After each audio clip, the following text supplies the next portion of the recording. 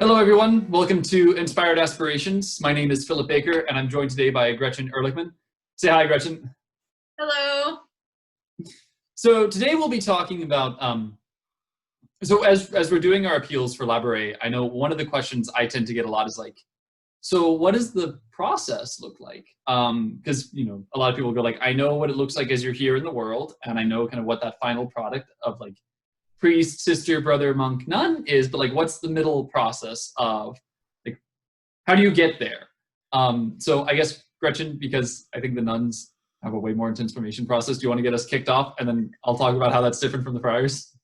Sure. So to be a cloister Dominican nun, it is a long process. So it actually starts with aspirancy, which begins when you first contact the monastery. So you give them an email, you give them a phone call, and you say, I'm interested in coming for a visit. I'm interested in religious life. I feel like I may be called to contemplative life, and particularly in this case, Dominican life. And what will happen is then you start a conversation with the novice mistress, who's the vocations director, and you talk back and forth, kind of asking questions about the life, and she shares with you what it's like and things like that. And then eventually you'll make a visit to the monastery. And in that case, you will live outside the cloister, usually in a little retreat area, and you will follow the rhythm of their life. So you'll pray the office with them, you will eat at the same times as them, try to follow the silence that they follow, take times of recreation that they take and whatnot, but this is all on the outside of the cloister.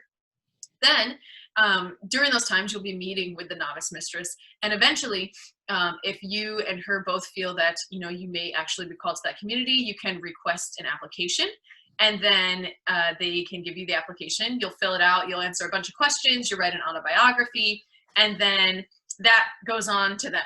And then basically what happens with Dominicans, because it kind of follows kind of a governmental system, what will happen is the council, which is usually somewhere between 4, 5, 6, 7, 8 nuns, something around there, will read your application and then vote on it. And if the council votes in the favor of your application, you'll then have interviews with the council. So you'll meet one-on-one with each of the nuns that are on the council.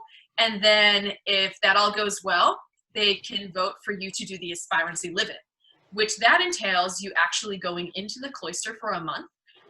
You will follow a certain dress code and things, but you won't be wearing a habit at that point. So you're not even part of the order at this point, right? Like you're no, just no. foot in the door. You're just getting your foot in the door. You're trying it out. So you live a month. You try, you live their life exactly the way you would, if you had taken, gone into the order and started postulancy. So you live it for a month. And then after that, they go ahead and they talk about, the council and the community talks about whether they think you're a good fit for the community. And if you get the thumbs up, then you'll be accepted to postulancy. When you enter into postulancy, you actually have started your formation process, and you wear the postulant's outfit, which is a white blouse with a little blue jumper and a short blue veil, and you'll wear that for a year, and you'll start your formation. You'll be studying theology, philosophy, the ways of the order, things like that. And then after the year of postulancy, you can go ahead and start the novitiate.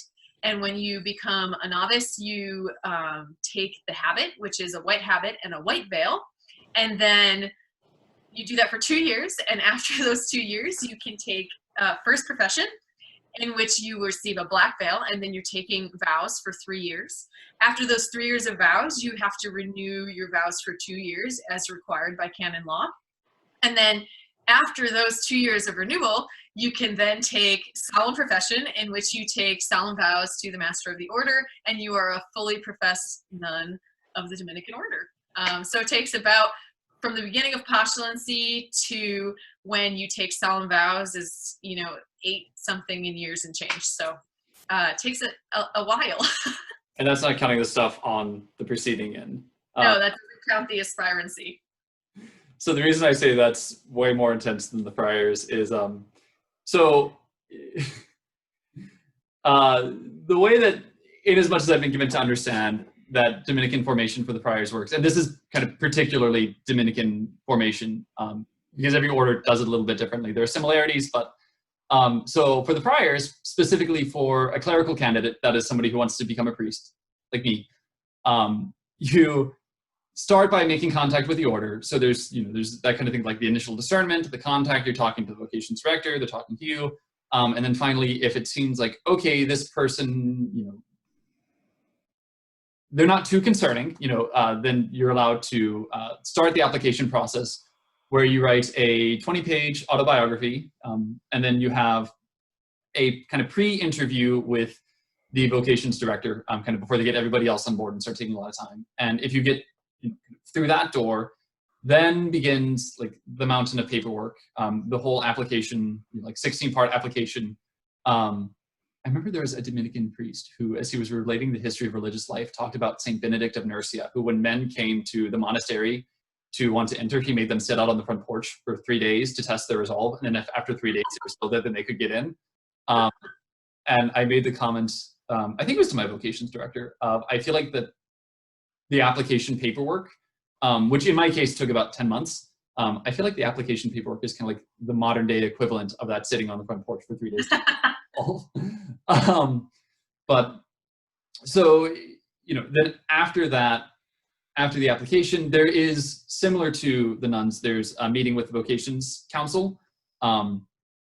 Another thing that's similar to, well, perhaps between an aspiring prior and an aspiring nun, is I saw Gretchen wearing a scarf the other day, and I was like, I want to wear a scarf when we're on camera today. So that's that's neither here nor there. But anyway, so then there's the vocations council interview. You only do that once as you're applying to be a friar. You come in, there's a psychological evaluation done through an accredited psychologist. So, and this is something that's being done by every seminary, every order nowadays. So you can trust that all of the men who are coming out of seminary as priests have gone through a psychological evaluation. And this is something that's been really beefed up in recent years too. So I hope that sets somebody at ease. But yeah, so then you go through the psych eval, you have your meeting with the vocations council, the priors only do that once. And then after everything's in, then you'll hear back from the vocations director, either like yay or nay, you've been accepted.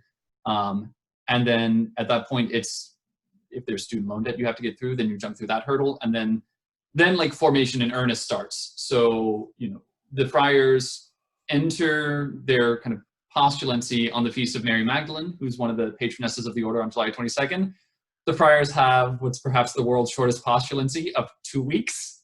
And then on the Feast of St. Dominic, you're given your religious name, the full habit, and you live the novitiate for a year. So what took Gretchen roughly, like 2-3 years? Takes a friar roughly 2 or 3 weeks. So then you have the 1 year of novitiate. At the end of that, you profess temporary vows for 4 years in the province of St. Joseph, 3 years somewhere else.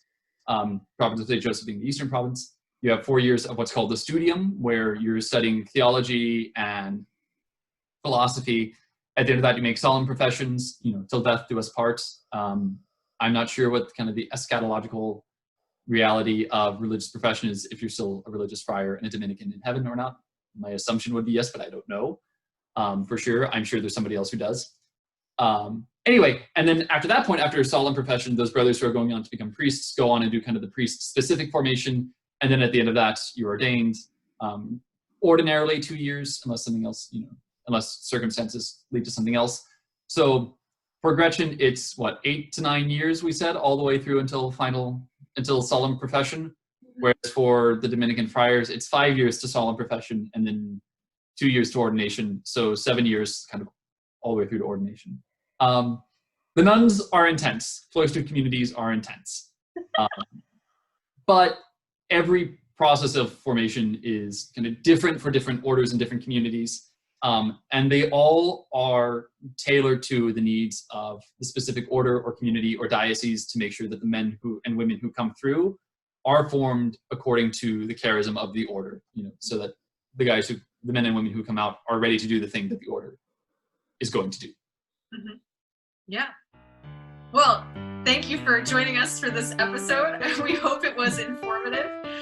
Please feel free to share it with anyone you think might benefit from it or anyone who you think is interested. Thanks so much for joining us on this episode of Inspired Aspirations. My name is Gretchen Ehrlichman. And I'm Philip Baker. And we'll see you next time. God bless. God bless.